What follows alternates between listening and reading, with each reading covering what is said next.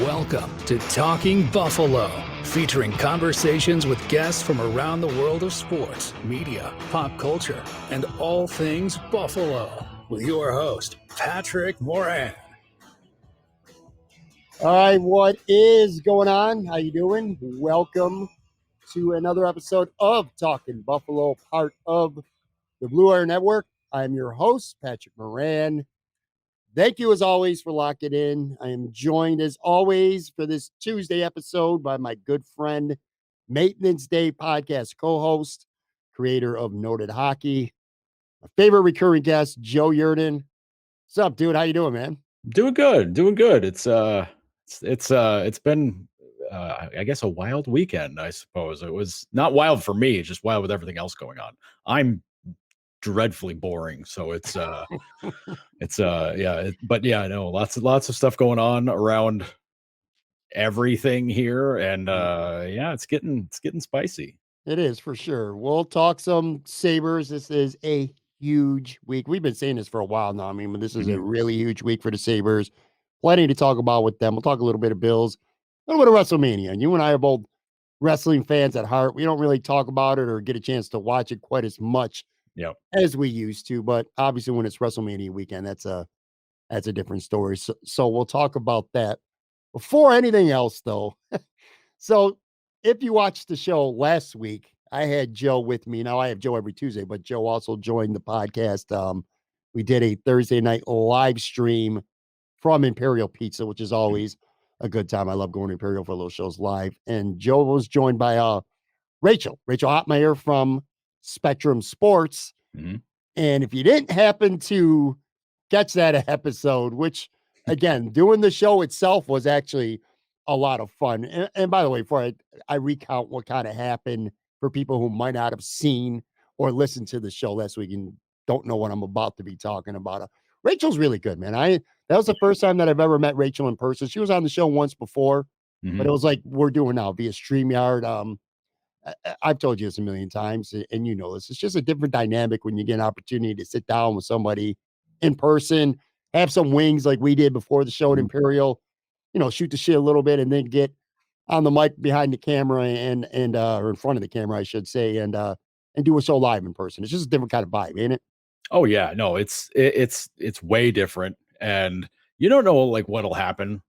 When you're out live, you don't like. I mean, we found that out. We kind of found that out, but yeah, like I mean, I remember one of the ones we did at Casey's, and we were just starting up, and like a whole crew of dudes just came rolling in, and they helped fill the space with sound, and they were looking at us like we were doing something insane, and we're just like, sorry dudes, so we're here to do some fun. And but yeah, it's way more fun. It's a different relaxed setting, and I don't know, it provides a different dynamic. It's a little different than sitting here staring at my computer and talking and just kind of BSing. But yeah, there's just a lot more stuff going on around you, peripherally, your vision, everything, people who might be looking in or just doing their own thing or whatever.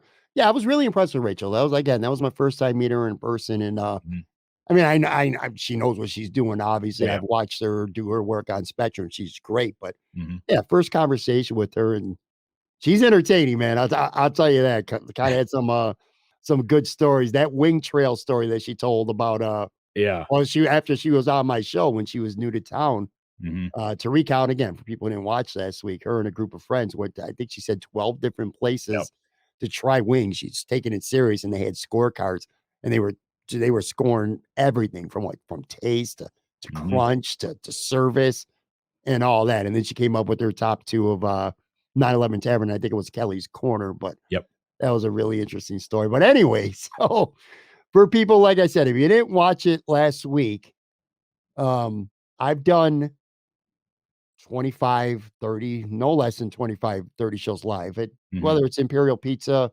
or just other bars, and I've done a couple with Joe. We've been to Essex Street Pub before. We've been to Casey's twice, you and I. But anyway, it's been pretty, knock on wood, thank God, it's been pretty uneventful in terms of things that could potentially go wrong. And that changed last week. So I'll give the quick version here, and then we'll get into today's episode. about 5 minutes. So we had Rachel, Joe, myself, and Rachel's friend, Danica was there as well. And we banged out some wings, had some fries. And you guys had a nice big pint of beer. Well, one of you didn't get to finish it because I knocked it over, but more on that in a second. Anyway, so we had a nice conversation, what we're going to talk about, just shooting the breeze, and then we get behind, or all set up at the table. Maybe 3-4 minutes before we were scheduled to go live. Now, this is a live stream. Like right now, we're recording this for release later. This was live. Thursday night show at Imperial's live. About 3 minutes before we were supposed to start taping, all of a sudden the light goes out, the camera goes off, the mixer goes out, and I look over and I realize that we have an extension cord that goes into a wall outlet, and this little girl who could have been more than maybe 4 or 5 years old pulled it out. So, and then also the way we set up, I'm on the right side, so Joe and Rachel have to get up so that I could get up to go talk to them. I go to plug it back in, and I go up to what I assume is the kid's mom. I don't know that for sure, but I plugged it back in and I said, please have her be careful. I said, we're about to do a live show. We're going live. And she acknowledged me, but she didn't say, okay, I'm sorry, or any of that stuff, which I found a little bit odd.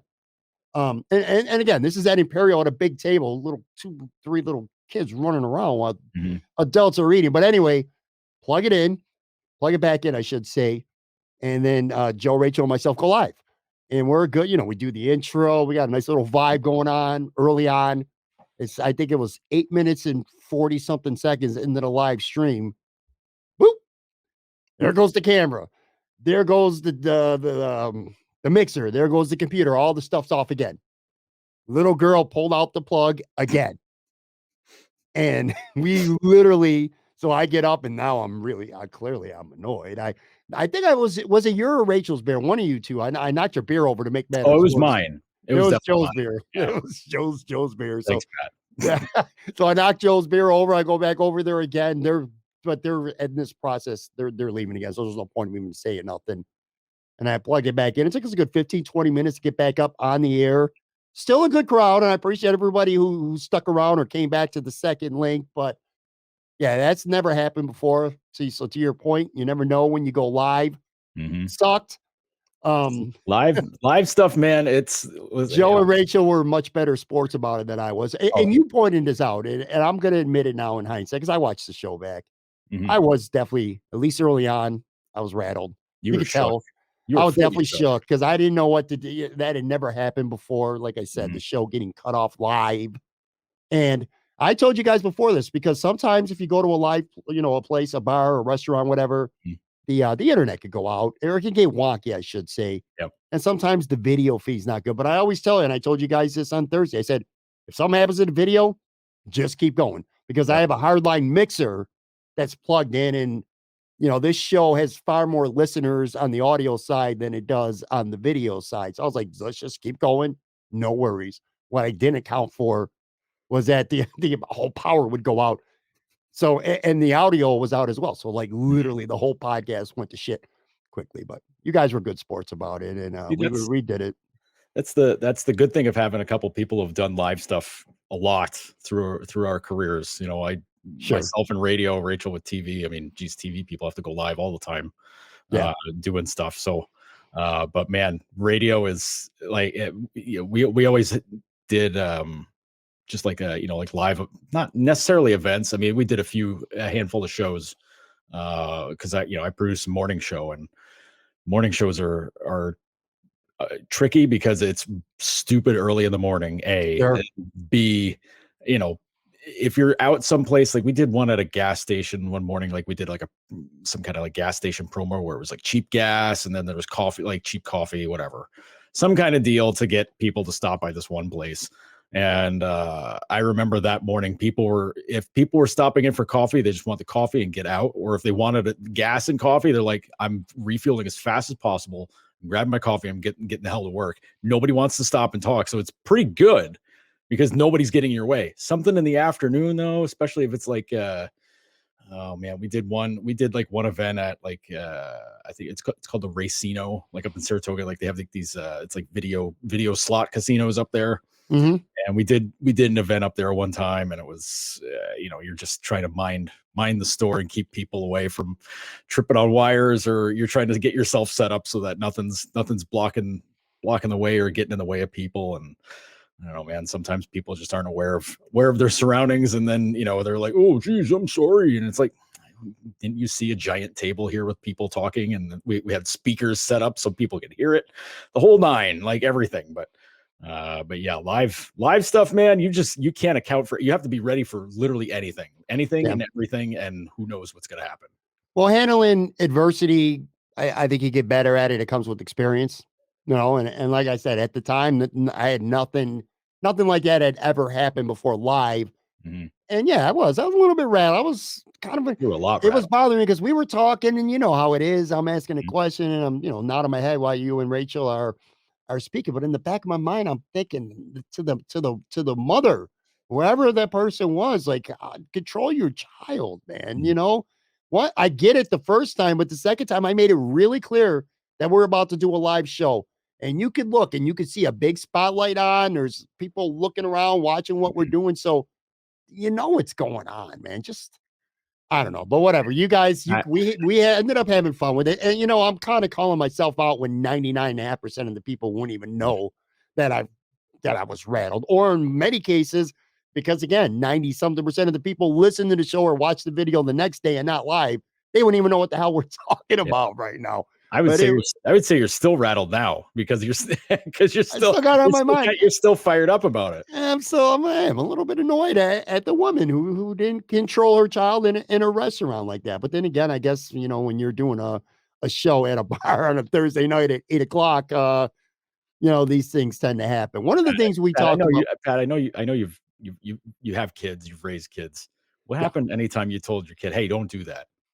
eh, my Like kid. like a lot Well, of the I'm times, sure, where it's like, sure, "Hey, don't do that," and then it's like, I get it. "Well, what if I did it again?" And then it's Yeah, like, then you get more upset, and then suddenly somebody's getting sent to their room. Like that's how that goes. But we had a good conversation too during the show about being rattled, and Rachel had some good takes on that as well. Being on the air when something would happen like that, where you're annoyed or rattled. Another thing I remember us talking about baseball and talking to, at least for a couple of minutes, about the game feeling a little bit faster because of the pitch Mhm, clock.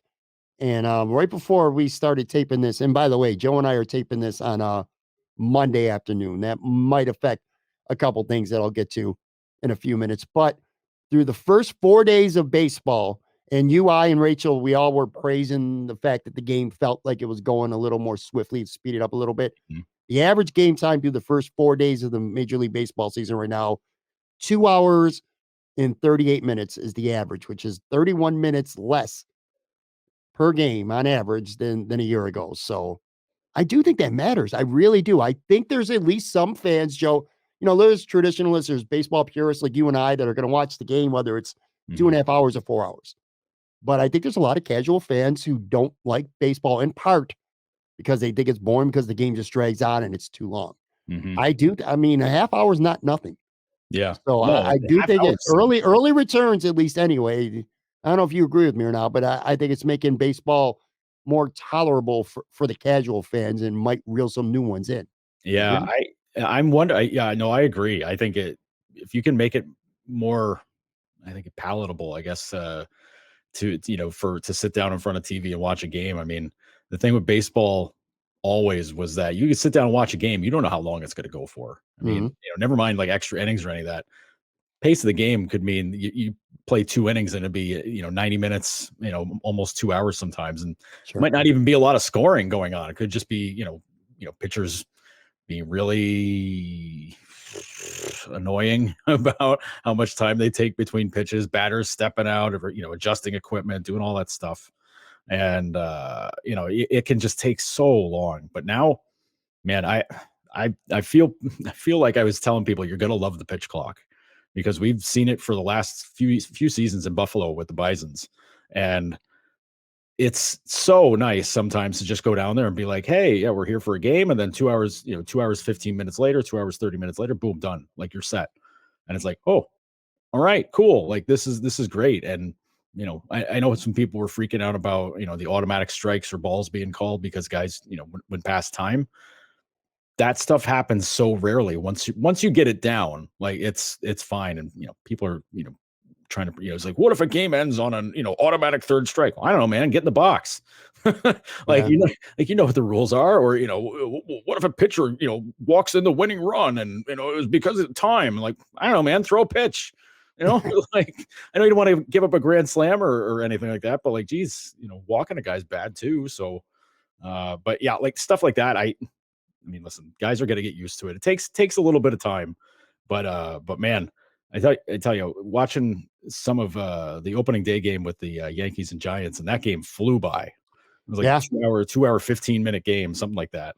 And I mean, that was helped out because both teams just kept striking out constantly. Right. I think the Yankees, I mean, the starters each had like a ton of strikeouts, but I mean, like every game is getting settled up pretty quickly, which I got no problem with it, man. Like I know some people are like, well, I drive 3 hours for a game. The game should last long too. And I'm like, I don't know, if you drive 3 hours for like a hockey game, that's guaranteed to be 2.5 hours. Like, are you mad about that? Like, I don't know. Like, there's others, like you're going to a city. There's other stuff to do too. Like you can plan around that. Like you can go somewhere post game and not have to worry about it being closed. Like it'll be 9:30. You can go somewhere for like a late dinner or whatever, like that's, things you can do. Yeah. Saturday afternoon, I was out at, the Ridge, that newer bar in West Seneca, and I went with two friends of mine, and the Yankees were playing on Fox. Yep. And, I just noticed that the game just felt like it was going by a little bit quicker. And they don't, at least on Fox anyway, they don't have the pitch clock on the screen until it gets close to the end. Like once it gets under like 10 seconds or so, then you can start to see it right. And not even like big, annoying numbers, but it's small, but it's noticeable if you're looking to keep an eye on the clock, because I was wondering for a while too, like, how much time's left on the clock. It just, I don't know, it's made it enjoyable. I'm making a much more concerted effort this year to just, and the time stuff aside, just to get back into baseball. I feel like last year I didn't really watch, especially if it wasn't a Yankees game. I pretty much didn't watch anything. But the Yankees have played 3 games so far, 2-1. As we tape this on Monday night or on Monday afternoon. The pitchings look good. Stanton's got 2 home runs. He's still that streaky player though, man. He goes on a tear. And then I want to pull my hair out of his head because he's going to strike out like 17 straight times, or leave the bases loaded four times in 6 games or something crazy like that. But fun start, man. It's a fun start for Yankees. One of the longest home runs I've ever seen at Yankee Stadium on Sunday afternoon. I don't know if you saw that. Yeah, he hit it over the restaurant, hit it above the restaurant in dead center field, which is insane. I don't remember people doing that. I mean, I think back to like the old stadium. That's like deep in the black bleachers, the batter's eye bleachers. Like that's Reggie Jackson in the World Series territory, like that far. Like that's bananas. Like that's talking like, I think they measured it 475 feet. I'm like, that's out in the old stadium. Like that's like you're running through the monuments out in center field trying to find the ball, and it might still be over the fence. That's stuff like that, man, is nuts. That's an insane home run. Plus like 117 miles an hour. Good Lord. Yeah. The literal rocket. Starting pitching looks good early on. Aaron Judge already has a pair of home runs. We're probably talking about the Yankees too damn much. There's a lot of non-Yankee fans who listen and watch this podcast. One funny thing though, on opening day, Sal Mariano, that's my guy, but he's a Yankees fan. He's a Cubs fan, but God, he is the biggest complainer on Twitter with these teams. It can be insufferable, his tweets at times when they're not playing well. They both won on opening day, and they both won by shutout. So I was like, even Sal had nothing to bitch about on Thursday. That was pretty cool. Before we get into some Sabre stuff too, by the way, just before we started taping this, I caught another episode of that Jeff Skinner Between Two Stalls.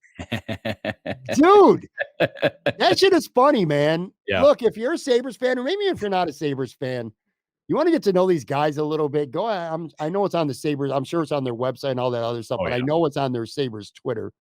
Jeff Skinner has been hosting this little series Between Two Stalls, which is kind of paying homage to Between Two Ferns with Zach Galifianakis.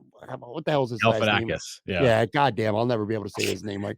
But anyway, that's just some iconic, funny ass TV, satire interviews and stuff like that. Jeff Skinner's kind of doing a takeoff on that, and some of them have been okay, and some of them have been really good. And this one with Mattias Samuelsson today on Monday was really funny, especially He rolled off stats, all-star stats in front of Sammy Simmons. Goes, oh, wait, that's Rasmus Dahlin. That was freaking and then he hilarious. looks, and then he looks at, he's like, hang on, let me find your stats. And he's like flipping through all the papers. And he goes, he's looking at, he doesn't even say them. And he just looks up, he goes, is that correct? Because I mean, there's no numbers. Yeah. Right? He's got like a goal and like a handful of assists. And absolutely hilarious, man. God, it was really good. And it's a chance, Joe, too. If you're a kind of a fringe fan and you know about the team and you like some of the players or whatever, but you really don't know them personally, these kind of things go a long way towards getting to know personalities of these players. And I think that that kind of goes a long way. This is a pretty likable team, and I think that's a likable segment. I joked on Twitter. I said that Jeff Skinner's better than a lot of podcasters out there with his interviewing skills. Hey, listen, that includes me, man. I was trying to work the room a little bit today to working on stuff. And sometimes your brain is just sludge. Today was a sludge day, very unfortunately, which, I hate it when that happens, but it's like, I'm trying to ask questions and I'm just kind of like word vomit coming out. And then I feel bad for the players. It's like, yeah, I'm really sorry about that. Just shit happens. Yeah, right. I mean, it's, not everybody's always on their game. I think everybody understands that, but man, it was, I don't think anybody's really talked to Skinner about doing that. And honestly, I don't think he's going to really tell us a whole heck of a lot, but, it's just so funny. It's just so funny to see it. From what they'd say, what the Sabres say, they say it's all Skinner.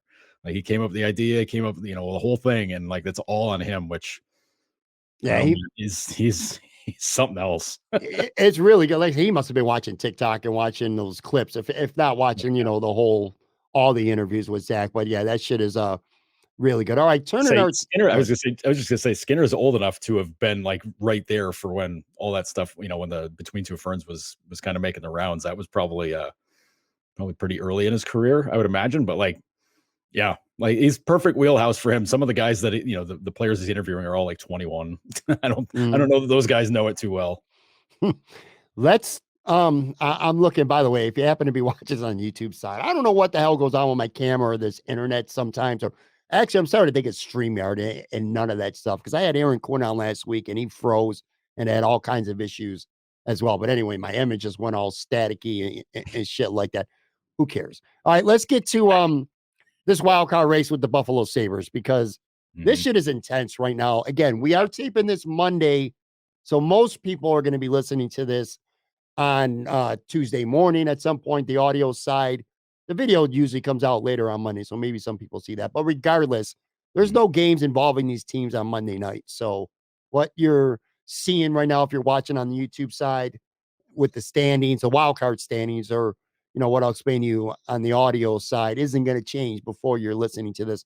Right now, the Sabres have 7 games left, and they are currently 5 points behind Pittsburgh and 6 points behind the Islanders. On the surface, Joe, it kind of feels like, there's not a lot they could do, but to some extent, don't they almost, with 7 games left, because so now that, listen, what's important to let people know is the Sabres have 2 games in hand over Florida, who, by the way, I should have brought them up because they're 4 points ahead of the Sabres as well, and in third. But anyway, they got 2 games in hand over Florida, 2 games in hand over Pittsburgh, and 3 games in hand over the Islanders. If the Sabres aren't controlling their own destiny, aren't they like really close to doing so? It's yes. First off, yes. They're not fully in control because, unfortunately, they have the fewest regulation wins of all the teams, and that's the tiebreaker. That call for people watching the video, it's the RW ROW. ROW is wins in regulation, overtime, or shootout. Like that's just, or regulation overtime wins, not shootout stuff. So whatever, nuts to that. But regulation wins is the tiebreaker. They've done everything the last few years to try to cut shootouts from being a tiebreaker type thing, and they've done pretty well with that, which always gets me to say, like, why are we doing shootouts?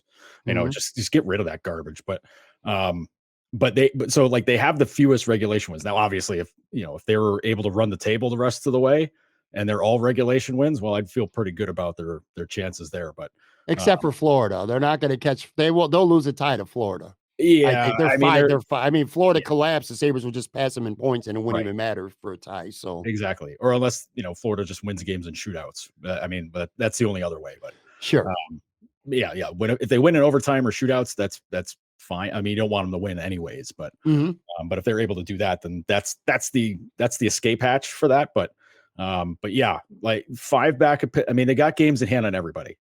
And I know Ottawa's still technically. I mean, there's nobody's out yet, which we had some folks coming through asking questions to some of the players in the past week or two, phrasing the questions in a, well, the season's over for you.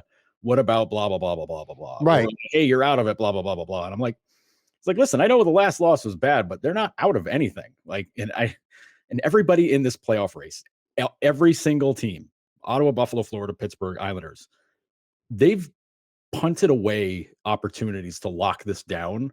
Sure. Like for the last 2 months, every team is it's right when you think they're like, hey, they got this. They're gonna, they're probably gonna lock this up. They lose 3-4 in a row, and you're like, well, there goes that. Because it brings everybody else back into the picture. And that's happened with the Islanders. They've looked like absolute garbage lately. Pittsburgh is just so hot, cold, whatever that. Florida's the one I worry about because they're playing extremely well now. Florida's been playing better since Matthew Tkachuk's old man, Keith, called out the team and said, hey, you guys aren't playing very hard. And then, they've been on fire ever since then, which, hey, good. Having a hockey dad who, is a borderline Hall of Famer, pretty good. It's right. a good thing to have. But it's I've been referring to this whole race as a rock fight because it's just people are just fumbling everything. Everybody has some great, they have great highlight abilities, but they also have fatal flaws. Every single team has a fatal flaw. And, for Buffalo, it's goaltending. For the Islanders, it's offense. For Pittsburgh, it's age and consistency. Florida, maybe goaltending too. Like their goaltending hasn't been super duper. They're having some health things going on there too. Ottawa, it's goaltending. All their goalies are hurt in Ottawa, so they've got some similar Buffalo inexperience going on there too. But it's just a matter of getting hot. Sabres are getting warm now. Points in 5 straight. They won 4 out of those 5. After winning just 2 of their 12 before that, though, you talked about it and you're spot on. Every team has squandered opportunities, and it's tough. It's hard to look at that stretch where the Sabres won just 2 out of 12. And you look at, some games, I mean, they were outclassed in a lot of those games. Let's just put that out there. But, man, losing at home to Columbus and during that run, and they lost the game at Philly. And I know they lost at home before that too, but I'm talking about even just during his 12 games. They lose at Philly. They lose at home against Columbus. That's 4 points right there. That is literally, I mean, I'll pull it back up right there. Let's just take those 2, give the Sabres 4 more points. Bam, they're 1 point behind Pittsburgh. They're tied with Florida with 2 games in hand. So it's huge, man. And they lost in overtime to the Rangers a couple weeks ago, and that was a game they should have won. They absolutely I felt like they deserved to win that game. They did. And then they lost a shootout to Washington that I thought they could have won. That's a game they during regulation. Won in exactly. So that's game. They get 1 point for each, but add those up. That's 2 more points. So any combination to get into those 4 points, and the Sabres are firmly in control. 7 games left. I feel like, do you feel like if they go 6-1, do you feel like that's what they need to do to have a really good, realistic chance to sneak in and get into the playoffs? 7 games, they got to win 6, right? If they go 6-1, I would bet they would make the playoffs. If they don't, tip your hat to the teams that do, because that would tell me that those teams also hulked up and took care of their business too. 6-1 would be pretty incredible. That would be a max of 93 points, 93 points. Yeah, 93. Yeah. And, compared to last season where 100, you needed to get 100 to get in the playoffs. Like 100 was the second wild card team was Washington. They had 100 points. It's a different thing. I mean, that comes from Boston being, just killing everybody. Toronto and Tampa are also, having great season. Carolina Devils and Rangers are all over 100 points. Like it's a top heavy thing in the Eastern Conference. It's very top heavy. So that brings the number down at the bottom to get into the playoffs. Whereas last year was a little bit more evenly balanced. But so yeah, like for me, Buffalo's where they should be. Like this, I think this is what I had in mind beginning of the season. Like this is the right around that point area. You know, they've got more than 80. They're going to end up having probably the most points they've had since 2012. I think they had 89 in 2012. So they're right about where I figured there was going to be. It's just that the bar to reach the playoffs dropped down, and now it's like, hey, they might wind up getting 87, 88, 89 points, and it's like, wow, that's a great season. It's like, yeah, but then they missed the playoffs by 2 points. It's like, wait, what? How does that happen? It's like, because you're going into the year thinking you need to get 100, and I made sure I said this at the beginning of the season. I said, if you have to get 100, playoffs are probably out of reach for this group. But I never thought about the bar being 93 points, which I'm like, oh, things break right, they could get in then, because that was a semi-realistic goal, I think, for this group. If everything went, if you got great performances from a lot of guys, which, hey, look, that's exactly what's happened. Dahlin's been Norris level. Thompson's been, Thompson's got to get a lot of MVP votes if they make the playoffs. Absolutely, he's absolutely got to get them. So I mean, they've just had some tremendous play. Owen Power should be a Calder top 5 guy. Like, it's really impressive, and that's all while having pretty crappy goaltending most of the time. It's for a lot of goalies, it's just they just want to give your team a chance to win. But there's been a lot of nights where it's like, they didn't give their team a chance at all. And other nights where, the defense lets them down and they look bad for it. But this is really interesting because the team's feeling it again. Like the room is up, light, it's happy. The guys are joking around. They're having fun. It's, you sense a big difference. You were around. We heard a lot of talk. Some of it, I think, even from Granato, that the team was tight, that there was anxiety going on. They were playing tense. And you were there for that, and now you're there, and you're talking about the team starting to look light and loose again. Do you notice a difference in attitude right now compared to maybe say even just a week or two ago? Oh yeah, and I mean, it's winning fixes everything. Like that's always that's the thing that will always make a room feel better is winning games. And like I said, they won 4 of the last 5. So sure. That helps out a lot, but they're playing well. I think that's the important part. It's not like they're scraping by and kind of stealing wins here and there. Like, they're playing pretty well. They're playing pretty solidly. And, they've gotten great goalie performances in each of the last 3 or 4 games. UPL was great in Philly. Levi was great against the Rangers. Comrie, he was super against Montreal. I know people are going to, get bitchy about the shootout or whatever, but played pretty well aside from a couple of goals, but you got to overtime, win it in a shootout, win it overtime. Don't go to a shootout. And then he was great against the Islanders. He shuts out the Islanders.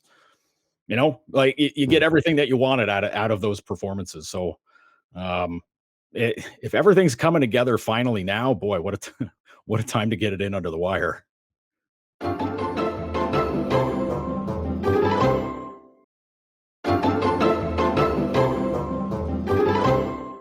All right, I'm back with Joe Yerdon from Noted Hockey and Maintenance Day podcast alongside Lance Lazowski of the Buffalo News. Tuesday night, again, we're taping this Monday, so I got to make sure I don't say tonight. But tonight, if you're listening on Tuesday, Sabres at Florida. For all intents and purposes, to me, this is a playoff elimination game. Like, the Sabres cannot afford to lose this game. You go one more quick look at the standings. Buffalo has 2 games in hand. They'll still have 2 games in hand after tonight, obviously, because they're playing each other. But the Sabres win, especially if they can win in regulation. Bam, they're only 2 points behind Florida now. If they lose, they're 6 points back. So makes all the difference in the world. So to me, this is kind of one of those you better win if you want to have a chance to get into the playoffs. And speaking of which, you hit on it before the break. Devon Levi played great against the Rangers in his NHL debut on last Friday night.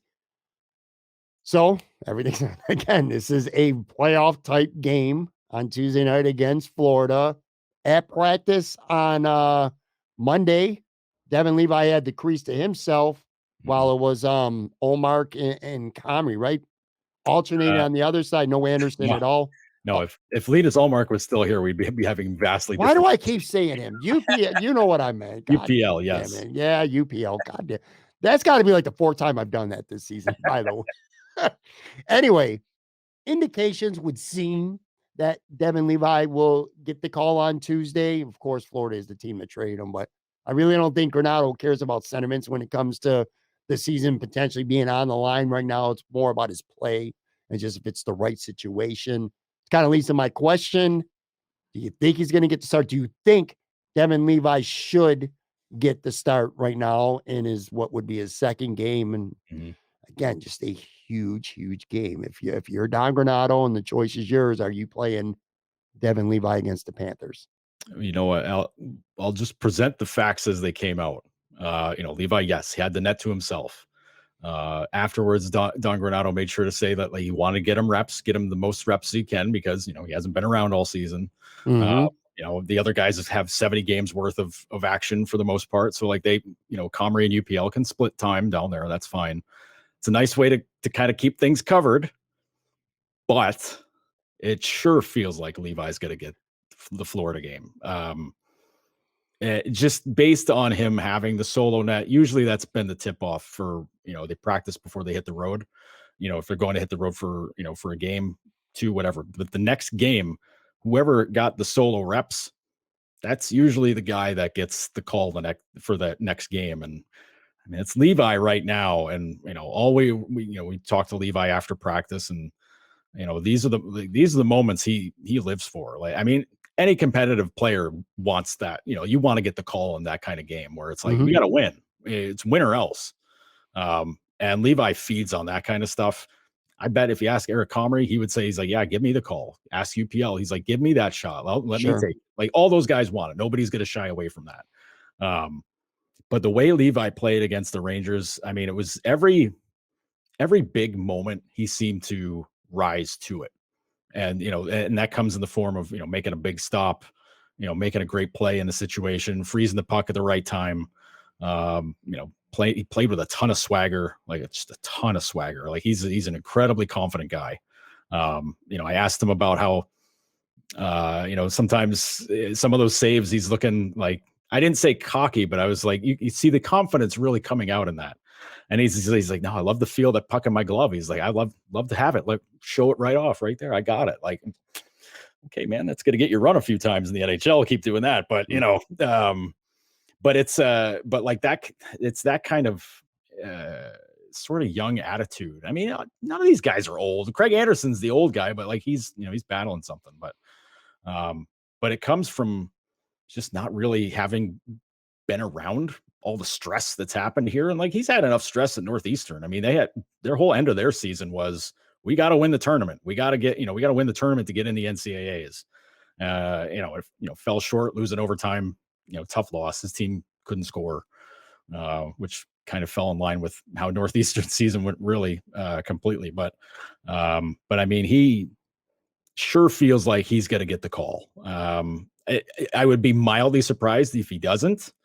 But I don't know. I've been very wrong about when he's going to start games ever since he signed. So I could be very wrong here again, but it's just, I don't know. It just feels like this is going to be everything's right there for it. They're playing the team that traded him. The guy that went to bat for him for the Panthers to draft him is still working there. Roberto Luongo. That's, his childhood, hero / coach, really. I mean, he works for the Panthers. He's right there. His folks live in Florida now. So there's a lot there that really lines up that it's going to be his game. But then again, I thought Montreal was going to be his game because it was his hometown team. Montreal's not very good. It'd be a great way for to kind of ease him into things. And I was dead wrong about that. So I might be dead wrong about this too. Look, the stakes are high on Tuesday, which I have to point this out, and we've done this several times. If you would have told me in October that we're on tomorrow's going to be April 4th or Tuesday night's April 4th, and the Sabres are playing a high stakes game, and I could sign up for that in October, man, I couldn't have signed that contract fast enough, because it's been a long, long time now since this, forget April. We're talking St. Patrick's Day. When's the last time before now the Sabres have played really meaningful hockey this late in the season? It's been a while. So The stakes are really high. But when it comes to Devon Levi, I almost feel like, especially after he looked against the Rangers on Friday, to an extent, I almost feel like they're playing with house, or Devon at least is playing with house money. If he goes out and Florida puts up, and they win 5-2 and Devon looks a little shaky, it's almost like, well, what do you expect? The kid, it's his second NHL start. Look what he got thrown into. Just he's got a long way to go. And he's done, and even if he gets a shutout, he's still got work ahead of him. But so I look at it from that, but then I'm like, but dude, what happens if he goes out and then they beat Florida, like say 3-1, and he looks really, really good? He's got that, let's go back to the Yankees. Anthony Volpe, he's got that kind of like star potential. You could just feel it. And I kind of feel like Devon Levi kind of has that kind of vibe right now with the Sabres. It's like a star in the making, just waiting to come out. Yeah. Might come out sooner than we thought.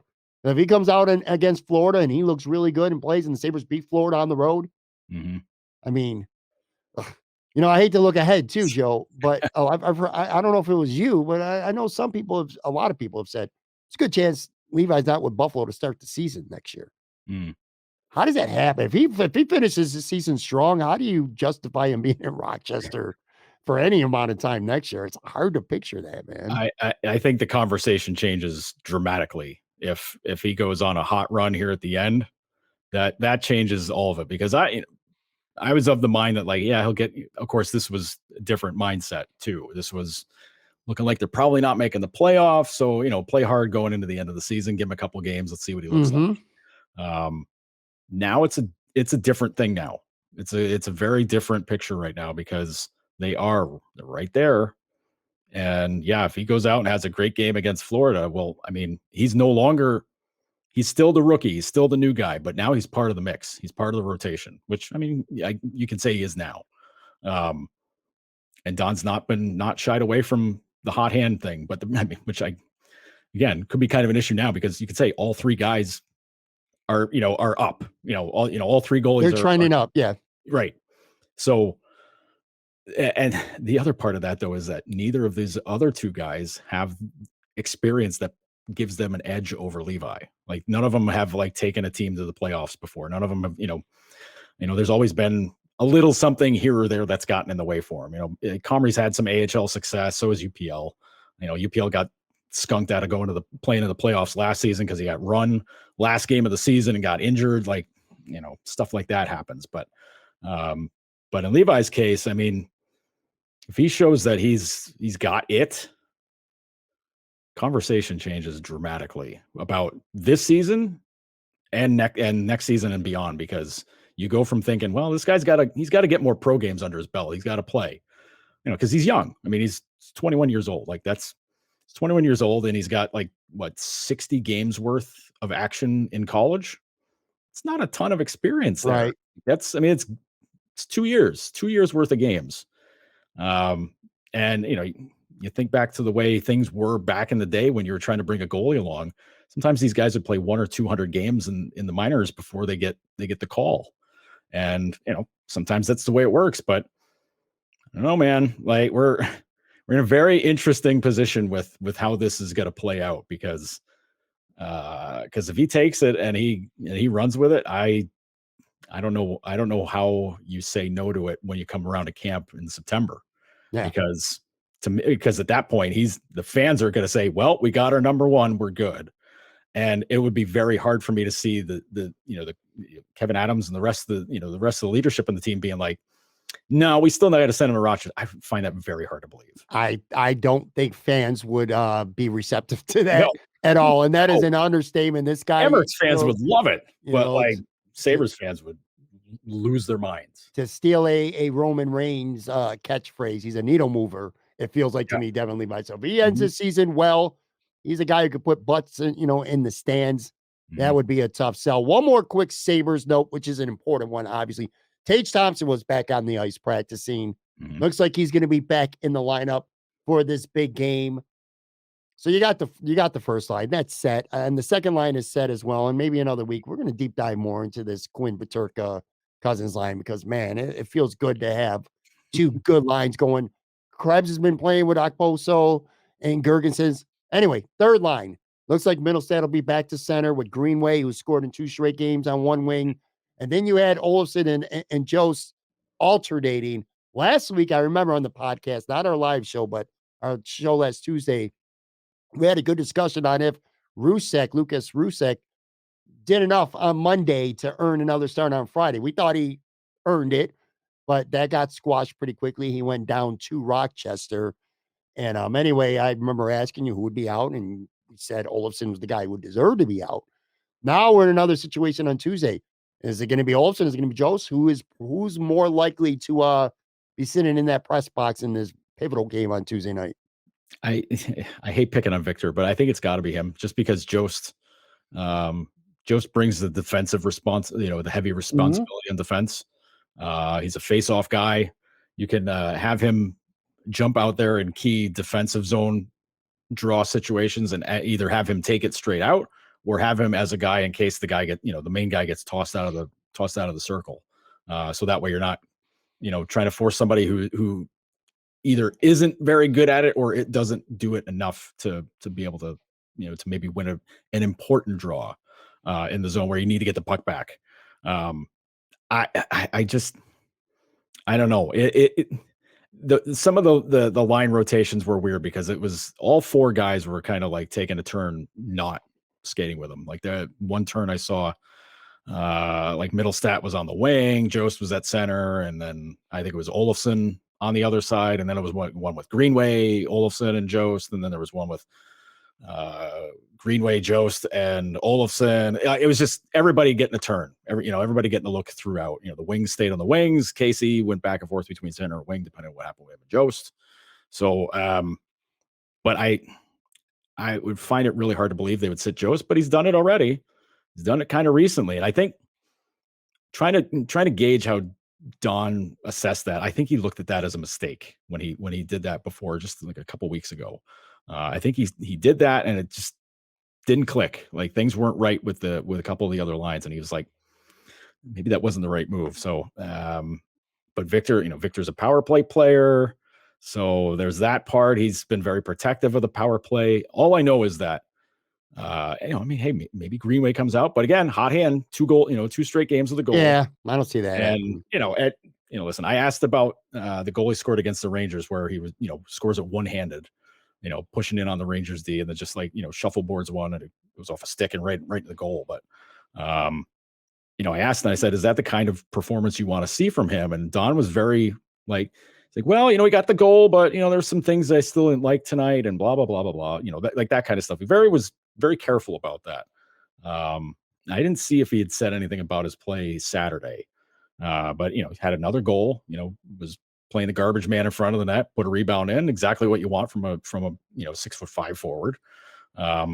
So I don't know. There's a lot of options here. I think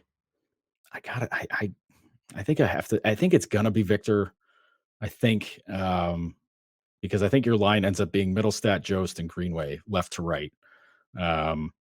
Just because, Middlestat's not coming out. I'll tell you that right now. No. There's no shot of that. I thought he did a good job. He did pretty good filling in for Tage on that top line. Oh yeah, he was respectable out there for sure. Absolutely, he was very strong. Like it was not a big sag back, especially Tuck gets a hat trick against Philly, so it's something was going right there. So sure. One of them was a shorthanded goal, so it's Casey wasn't out there for that, but I think it's gonna be Victor. But I mean, if you ask me to put money on who is coming out, I wouldn't put money on anything because I just not sure. I'm just totally not sure yet. It would be tough. You're right. I agree with you. Obviously, you're covering the team. You would know far better than I do. It would just be tough to take Greenway out, I think, after scoring 2 games. Yeah. You trade for the guy. You're waiting for him to do something. I know, like you said, sometimes, just like with football, you can get a sack in a game. Doesn't mean you had a good game. It means you got a sack. You know what I'm saying? But yeah, doing it twice, it'd be odd to take him out of the lineup right now. Yeah, and Florida's rough and tumble. They're one of those teams that stirs shit up. Sure, Matthew Tkachuk's a king at it. Like he's so friggin' good. Yeah. He's such a good player, and he's such an asshole to everybody on the ice. But he's good guy, great player, total prick on the ice, which is the perfect thing. Like if he were in Buffalo, you wouldn't be able to keep his jersey on the rack. Everybody would have a Kachuk jersey at that point. But that to me is one of those games where that's why you get a Greenway. Like you like to have him out there to be physical. If need be, maybe he throws down. But like that's why you get Stillman. That's why you get Greenway, is to kind of handle a team that's going to play that kind of rough and tumble kind of game. They've got a lot of skill. Don't get it wrong, but like those guys play hard. Barkov plays a hard game. He's a great two-way forward. Kachuk, same thing. Like just a lot of guys that put up points. And old pal Sam Reinhart's a goal away from 30. He's super on the power play. He's playing on the third line too, which makes those numbers really stick out. His two line mates don't score a ton of goals, but he does. So there's a lot going on with that team that's really entertaining and very good. And it's I know they beat him last time out. The first two games of the season fell short, those first two, but that last game, I think that was also down. Yeah, that was down in Florida. They beat him. So we'll see, man. Like this is a fascinating game because both teams are fighting for it right now, and this is an in-season playoff game as far as I'm concerned. Yeah, absolutely, man. And again, April 4th, and I'm really excited about watching a very late regular season Buffalo Sabres game. Realistically, as a fan, that's all I could ask for at this point. I'm happy with the progress they're making. On the Bills side, well, we talked twice last week. Literally nothing's happened. I mean, kind of, what are we going to do? Regurgitate the same stuff we talked about twice last week. No real news. They signed Taylor Rapp to safety. We talked about that.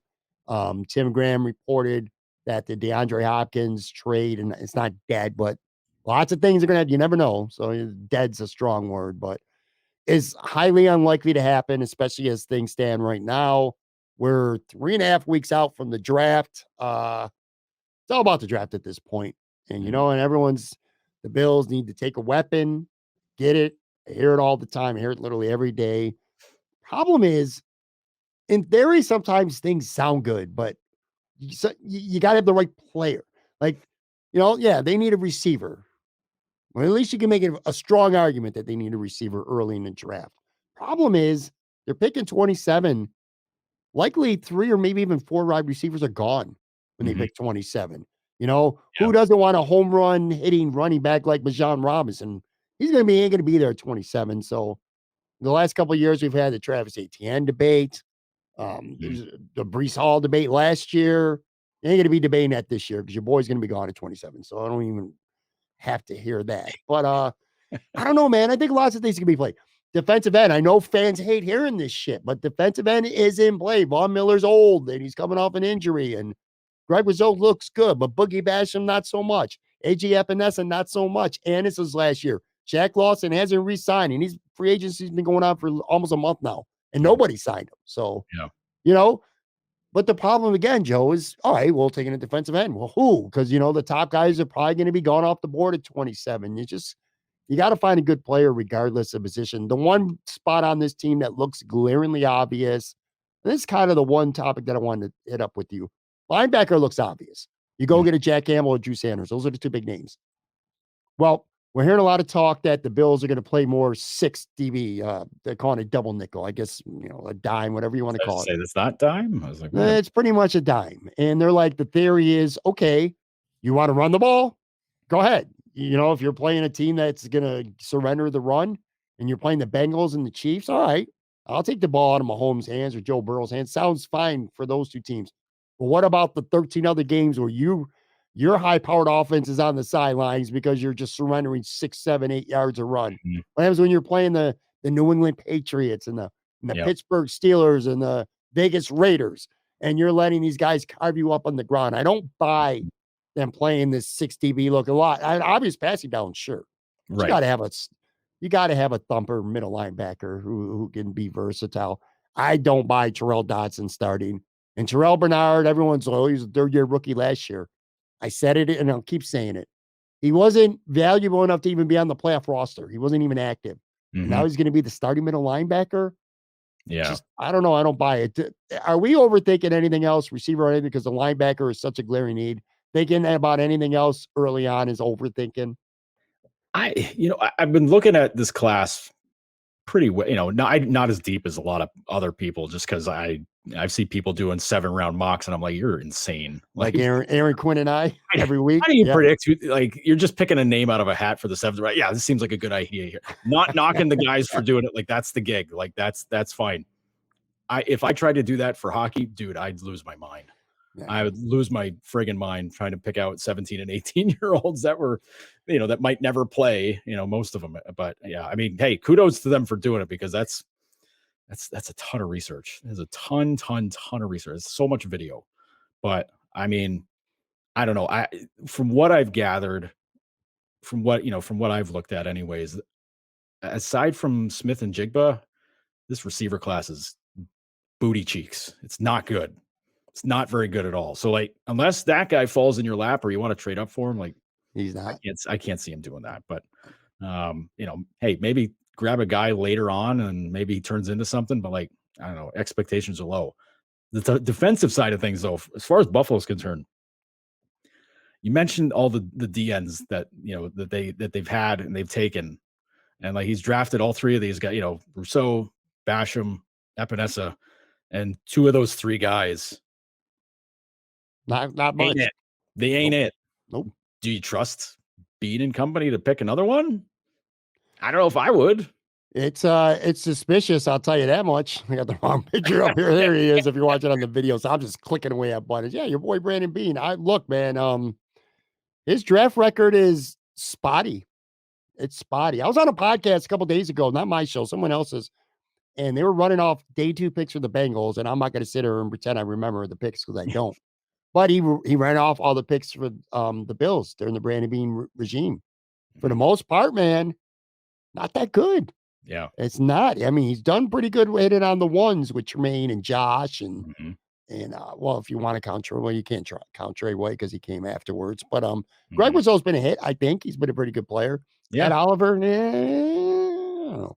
But day 2 picks, not that good, and it's hurt the Bills. That's why they don't have the top end, as much top end talent as a team like Kansas City and the Bengals, in part because Brandon Bean has not done a great job of hitting on these day 2 picks. So yeah, it's wild to think that can change things. But I mean, just on the hockey side of things, the teams that I've seen in the past that hit it basically square in the head with the 1st round picks and don't do anything afterwards. Like, they don't get a guy in the 2nd or 3rd round or get surprised by a guy out of the 4th or 5th or whatever. Those teams, they might be competitive for a little bit, but they're going to fall by the wayside pretty damn quick. Sure. Because they don't have anybody coming up, aside, if your 1st round pick makes it, cool, great.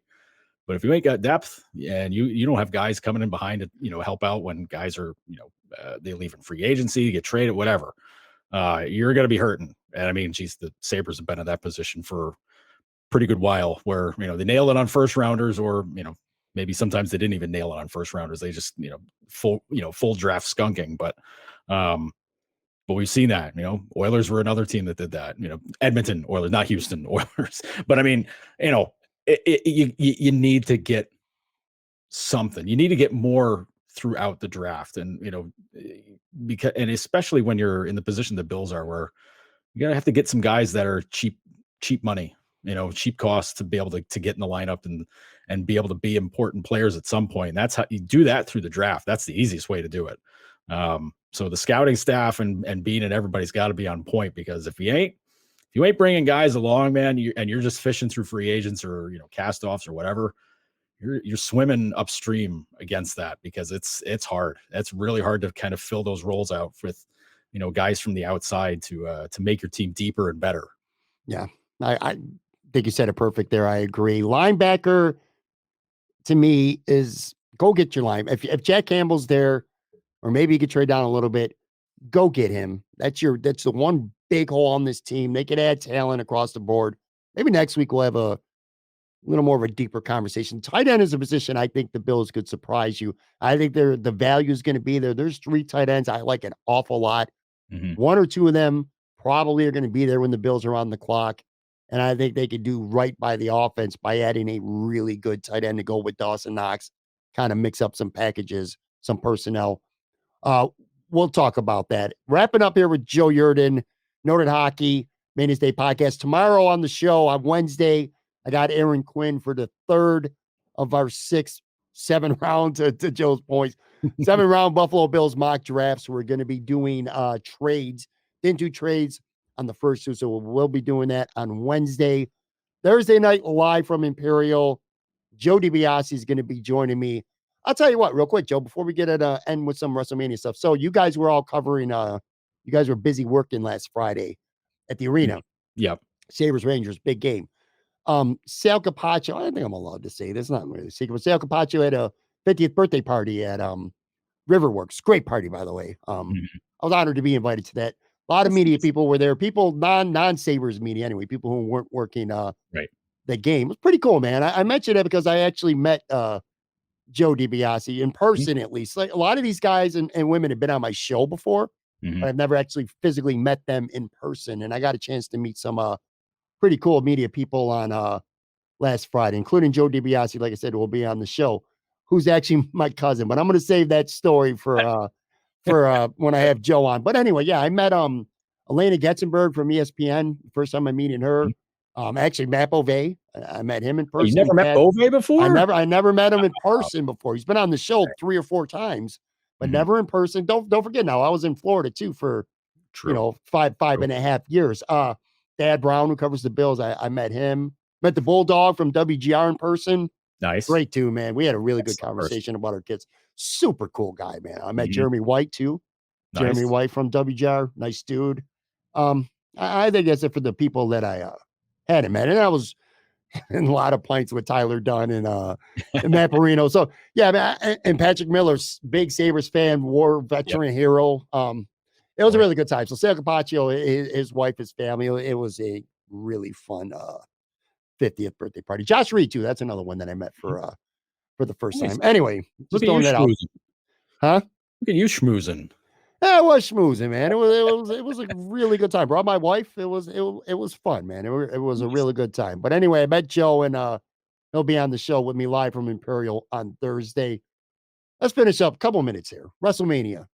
That was this weekend. Again, we really don't talk wrestling much, but when it gets WrestleMania weekend, you and I are wrestling fans, so we're going to indulge ourselves. Super Bowl here. Of wrestling, it is a Super Bowl of wrestling. We got to indulge ourselves at least here, a little bit.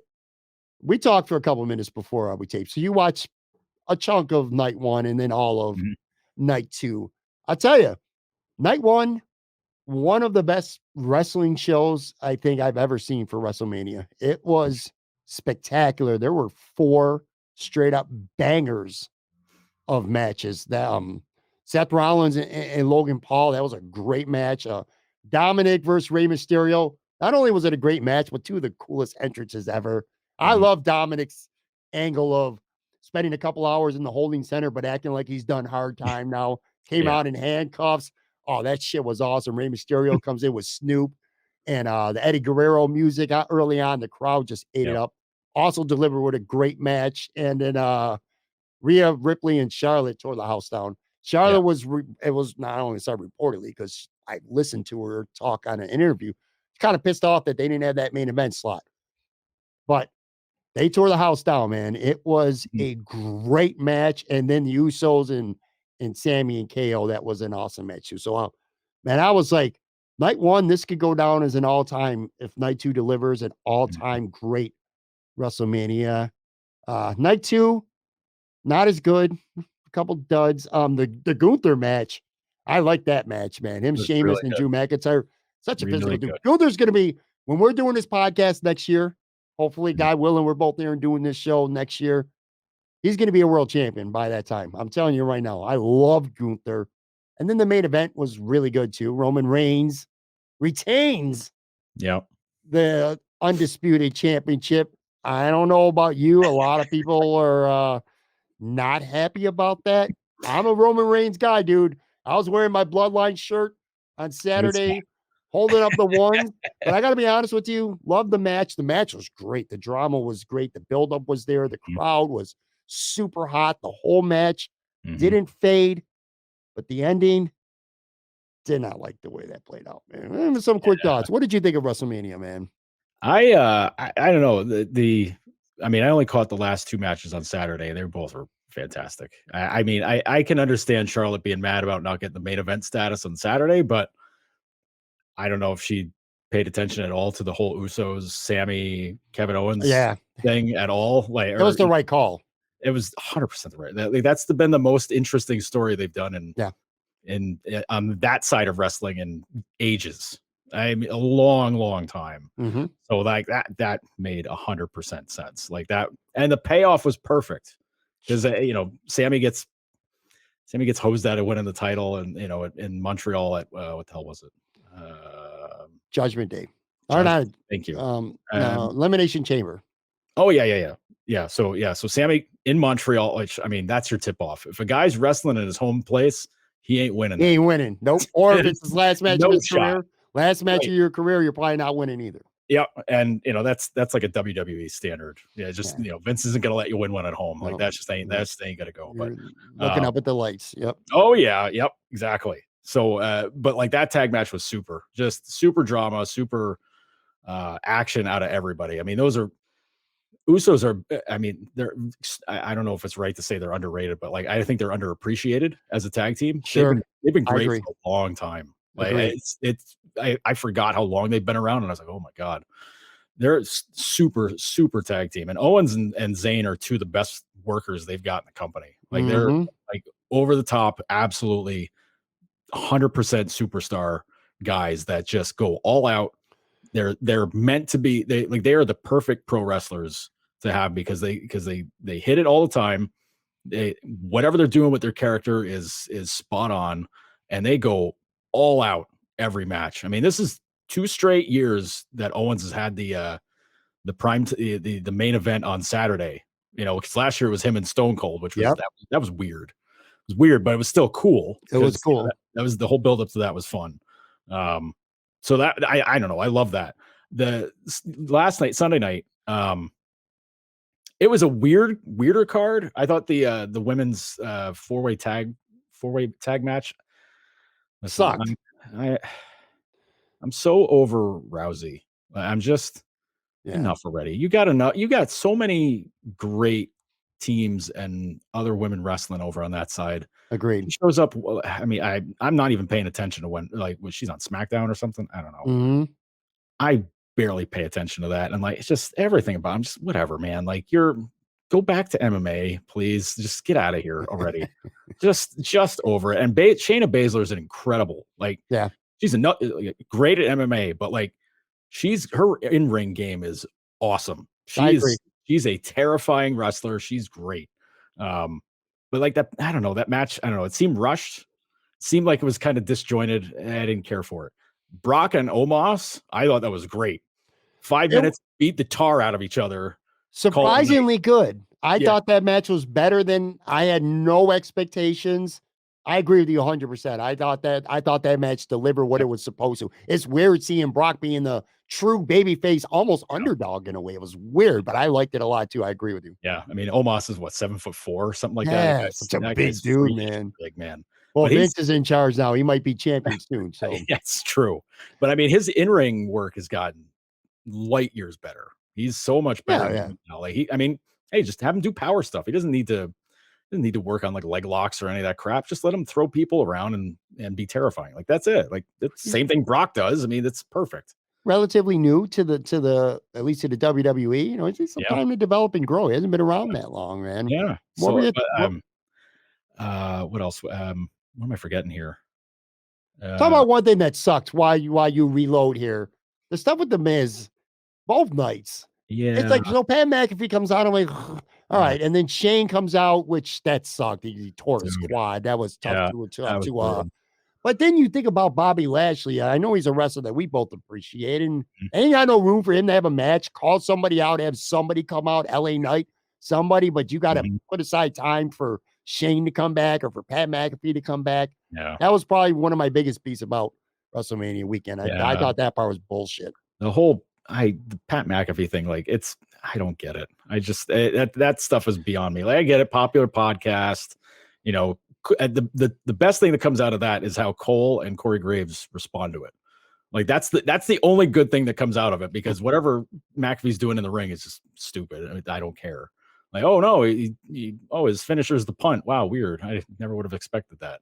Like, George Kittle comes out of the crowd to help him. Like, all right, whatever. That felt like old school WrestleMania, like bring out a 49ers player in LA to come out and help. Like, really? Couldn't find anybody with the Chargers or the Rams to have be in that spot. Like, come on. What did you think about the booking at the main event? Because that's the big one, man. How did you feel about how it ended?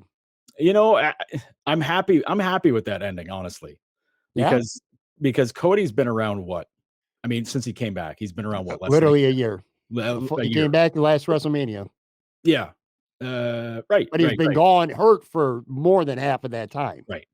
So in my mind, I'm like, you're just gonna throw the strap on this dude that's barely been around like that. WWE doesn't do that stuff. Like, that just does not fly. And they're certainly not going to do that to Roman. Like, the dude's been the champ for 3 years straight.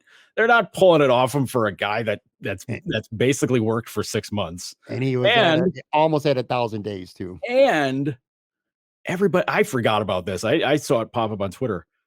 This guy, when AEW started, all he did was mock Triple H for like the first few months. Yeah. And I'm like, you think Trips is going to put the strap on that dude right away? Are you nuts? No. I think you're, because everybody's pissed about it. Like, I'm just kind of like, I'm of the mind, like, what did you expect?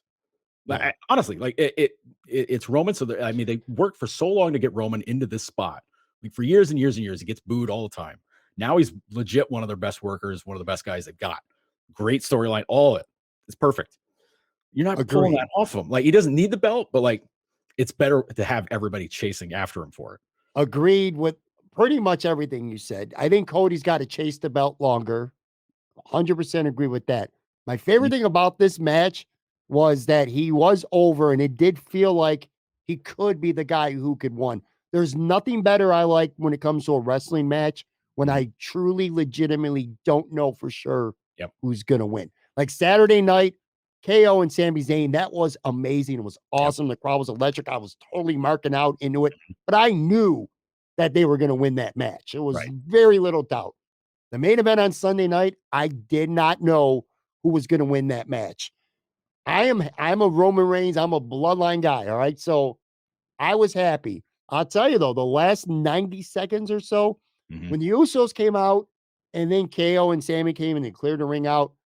And he hit him with the crossroads and brought him up again. I was he's going to hit this motherfucker 3 times and then he's going to pin him. I legit thought Cody, which again, that's kind of what the best booking is, when you truly believe something's about to happen, but then it doesn't. So I give them credit for the booking. I agree with you that I think Roman Reigns keeping the belt was the right call. The only thing I kind of don't like, I just wish they would have came up with something a little more creative in terms of screwing over Cody than Solo Sikoa, which now over the last 2 weeks, he's been talking shit. He wrestled Solo last Monday night on Raw, kind of was telegraphed. So my first thought is, man, I wish they just would have came up with a little bit of a fresher screw job at the end. But I will say this. I love the bloodline. I think it's the best angle since the NWO, like in terms of early NWO stuff, Not the nonsense. But then because my thought was like, all right, man, bring up some NXT or bring up another family member. There's 10 million people related to Roman Reigns and the Rock out, for God's sake. Yeah, so I have somebody come out new. But then I'm like, you know what? I don't want another NWO where before you know it, there's 8 people walking around in the bloodline. You know what I'm saying? It could get to be too much. I don't know, man. I really, all in all, I enjoyed the show. I think the Sunday night was definitely the weaker of the two. I thought both women's title matches were great. Like we talked about Rhea and Charlotte. I also thought Bianca Belair and Asuka was a great match. I thought both women's tag matches, one on each night, kind of both stunk. The Becky Lynch, Trish Lita, I don't know. I just didn't care. I had no investment in that. And then the women's tag match on Sunday almost felt like a throwaway. Ronda, I don't even think she wrestled. I know she's hurt though too, but she just comes in at the end to get the submission. Didn't even really wrestle. There were some throwaway moments. All in all, I thought though it was a really solid WrestleMania. I'm not going to go as far to say it's one of the 2 or 3 best ever, which I would have done maybe had I liked the ending just a little bit more on night 2. One other piece of news too, by the way. So Vince sold. They're sold, man. UFC and was it Endeavor? Endeavor, yeah. So Yeah, I don't know. It's better than some of the other rumors that were popping up. And look at him. If you're watching on video, Joe, look at that. I cannot take him serious with that mustache. Like, look at that. He's a combo. Scared. I had this discussion with a friend. He's a combo of Walt Disney, and these are some ancient references. Walt Disney, Clark Gable, and John Waters. Like you mold those three together. That's him. Like what? Pencil thin mustache? Are you kidding me, dude?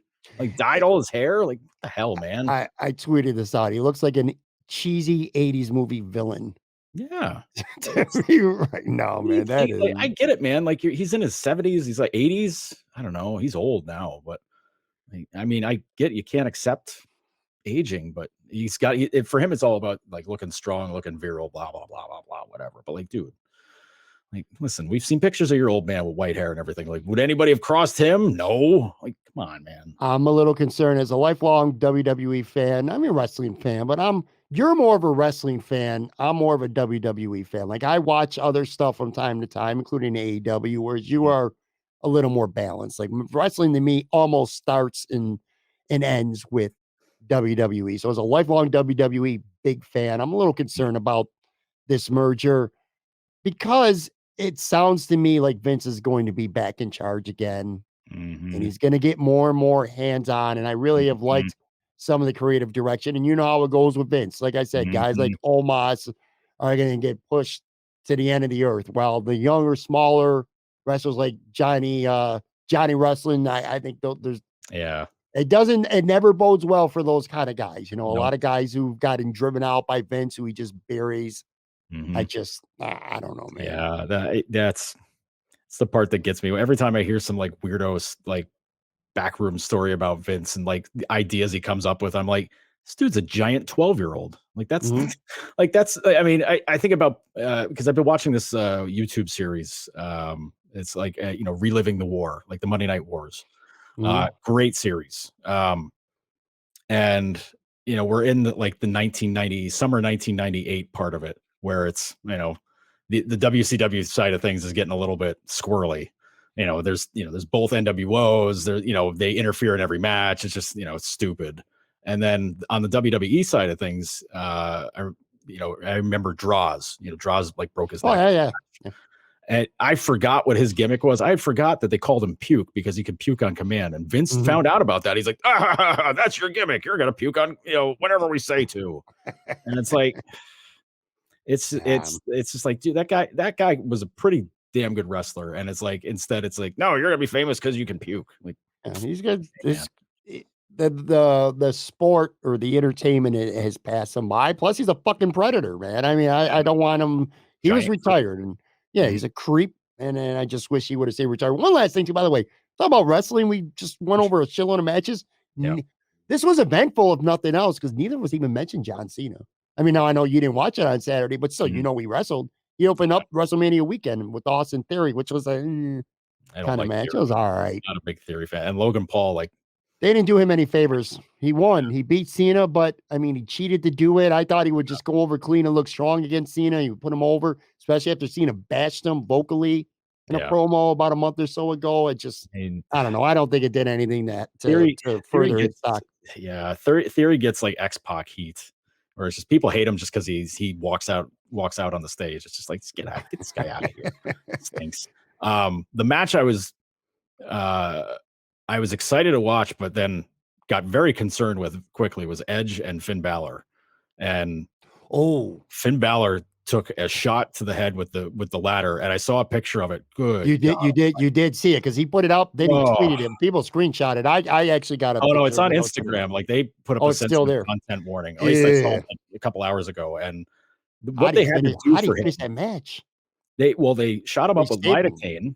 First off, they shot him with lidocaine. Then they stapled his head. They stapled it together. It's crazy, man. And once he was back in the match and ready to go, he was like all jacked up on adrenaline and everything. And I'm like, oh my God, dude, like, because you saw it right away. As soon as he got hit and you're just seeing blood all over the mat, you're like, that's not good. And then the instant replay, oh my God, he put his hands up and then his hands went right through the space between the steps and the steps hit him right crack in the top of the head. Good God. I was disappointed mostly because I was concerned about Balor's health. But there was rumors that the Brood, Christian and Gangrel, were gonna come out and be part of that match and do something to kind of get in the way to help out Edge, or I don't know, maybe screw him over. I don't know. But that was a rumor, and it was when Edge came out. The back of his jacket had a picture of the Brood on the back, and I'm like, oh, dude, they're totally coming out. But like, yeah, that was cool. Like that happens, you have to improvise and get it over with. That was as soon as possible, but that was tough to see, man. I watched it with my son. I watched WrestleMania night 2, not night 1, but night 2 with my son, which, by the way, that was really cool too, man. It brings me back to being a kid and my dad watching wrestling with me. That's one of the few things to this day that I can still remember bond-wise, when my dad was always wrestling, man. And so any chance where my son actually cares enough to want to watch it was pretty cool. But yeah, we watched that match. That was turning into Botchamania for a while. Shane blows his quad out, and then the next match, Finn Balor gets his head busted wide open. Well, then the women's tag match, like Shayna Baszler lost her boot, I think. Yeah. At some point, like, okay. Yeah. I mean, stuff happens like that. At least I don't think she was hurt. It looked like she was hurt because she was like kind of hopping around, but yeah, she didn't have a boot on. It just came off. Like, okay. All in all, though, it was definitely a fun weekend of wrestling. This is a very big week yet again for the Buffalo Sabres. I won't get tired of saying that. Make sure you check out Joe on Twitter at Joe Yerdon. Check out Noted Hockey. Again, $5 per month, $50 per year, man. Cannot beat that. Joe brings the content several times each and every week. So make sure you check that out. And of course, check out the Mainstay Podcast with Joe Yerdon and our good friend Lance Lazowski from the Buffalo News. All right, man. Well, guess what? You're going to be busy this week, and you're going to have some fun. Hopefully, well, win or lose, you'll have some fun stuff to write about. From a Sabres side, hopefully, it's a lot of fun stuff, though, man. Yeah, and going on the road to Detroit this week for Sabres and turning it into a big sports trip, because we're going to take in 3 major league sporting events within 24 hours. That's going to be set up the energy drinks for me, man, because I'm going to need them. That is going to be awesome for you. I look forward to talking to you about that Detroit trip. And again, I will be back. Buffalo Bills mock draft tomorrow with Aaron Quinn. Talk to you guys soon.